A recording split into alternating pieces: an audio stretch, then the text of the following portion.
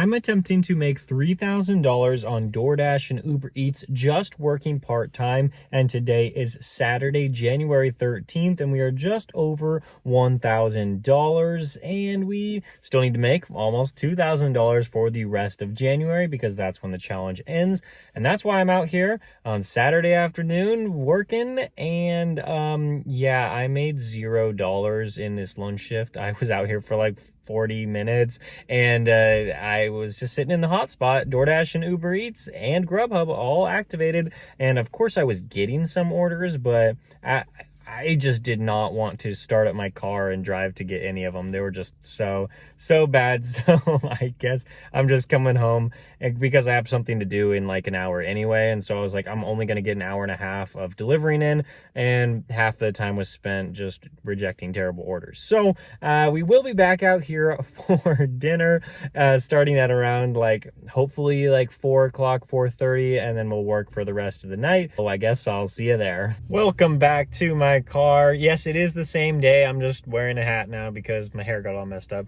but whatever.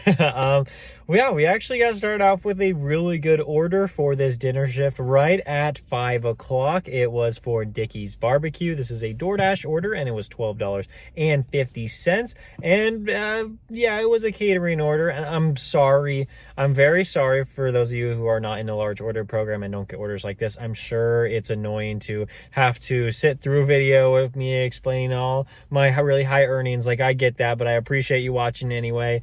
And this one, it was, yeah, $12.50, and it turned out to be more than that. It was a lot of food and some drinks that I had to carry in, and it ended up being like $30. And I did have the opportunity to accept another large order. I actually got 2 different offers, so it sounds like Saturday night is where it's at. Way better than the afternoon. But unfortunately, both of these orders would have taken me very far outside of my zone. Not just a little bit outside my zone, but like really far.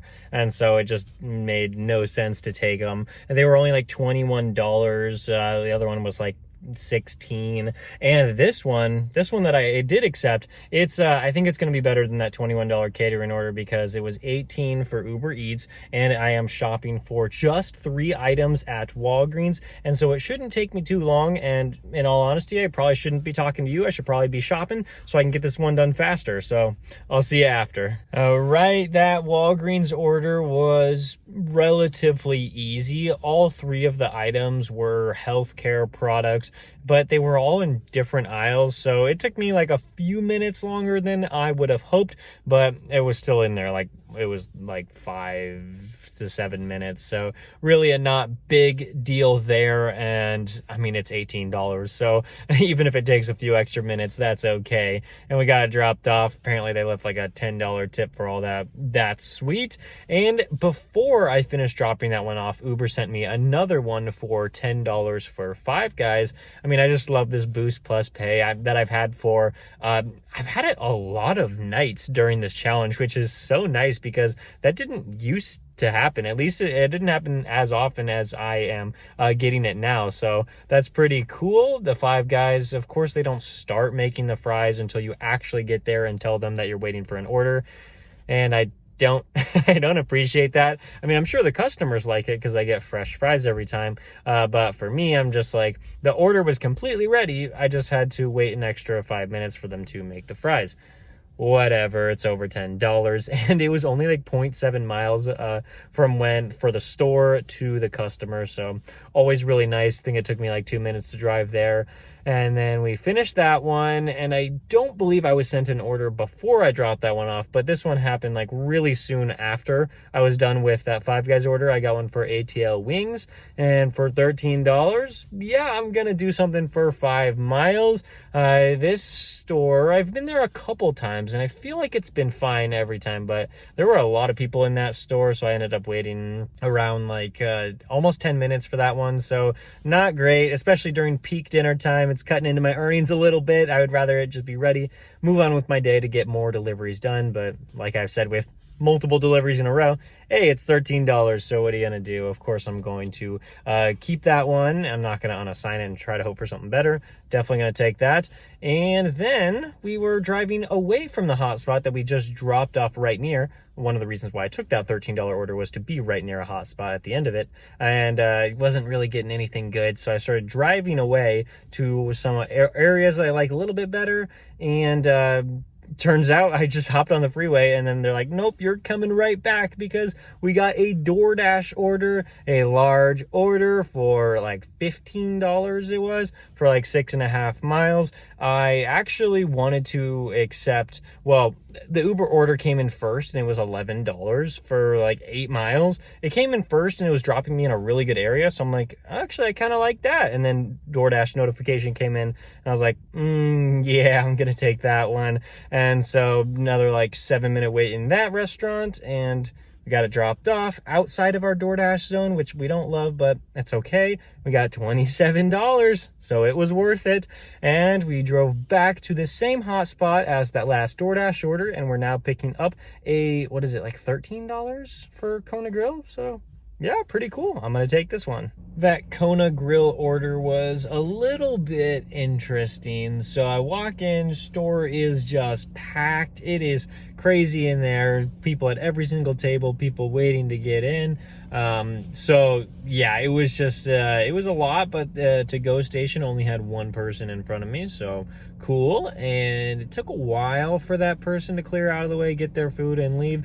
And then when I got up to the front, I actually got a phone call from the customer, and she was like, it was really, really loud in there. The music was blasting, so I was having a really hard time hearing her. But then also at the same time, I was talking with the person trying to, the employee trying to get the order. And so like she was asking me something, but I didn't really know what she was saying, and I didn't really know what the employee was saying because it was, I don't know, so it was a lot. But what ended up happening was the customer wanted bread and butter added to their order. I think what she was actually saying was that another driver had her order before me, and the driver said that she could get the bread and butter.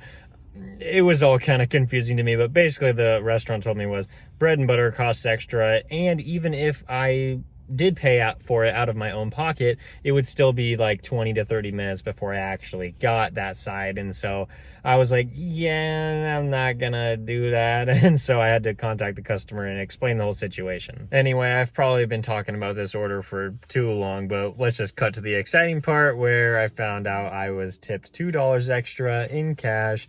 It was really, really nice. And on to the next order, which was Cheesecake Factory for DoorDash.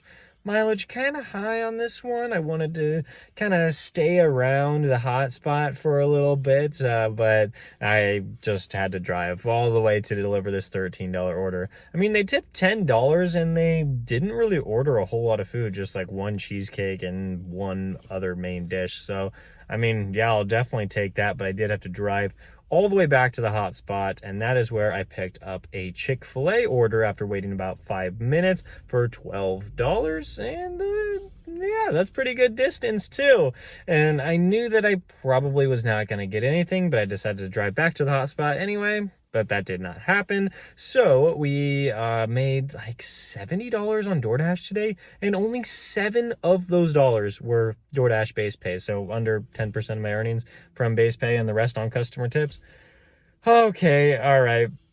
DoorDash, this is very upsetting, and whatever. Okay, it's still a really good day. I'm not complaining about that at all, because on Uber we also made just around $70 for 140 total in just this 4 hours. Well, also an entire hour at lunch where we did absolutely nothing, so it hurt our earnings a little bit per hour, but that's fine. And then for the total challenge in January, we're trying to make $3,000. We're now over 1,200, and we got a pretty big Sunday coming up. Hopefully I can make a lot of money there. So thank you so much for watching this video. Don't forget to check out any links down below in the description. It helps keep this channel going, and I'll see you in the next one.